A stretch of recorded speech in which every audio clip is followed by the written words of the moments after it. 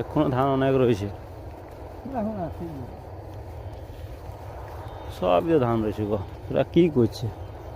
এত মেশিন চলছে, ধান কাটছে না কেন? ওই খড়টিগুলো মেশিনটা তো কাটবে।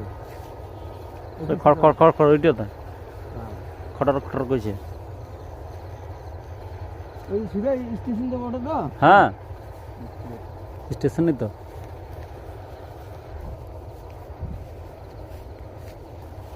আমি তো কিছু বুঝতে পারছি না। ইয়া রেল লাইনটা তো ধরে দিয়েছি তো। হ্যাঁ হ্যাঁ, আমি না এমনই রাস্তা চিনি না ভালো। তারপরে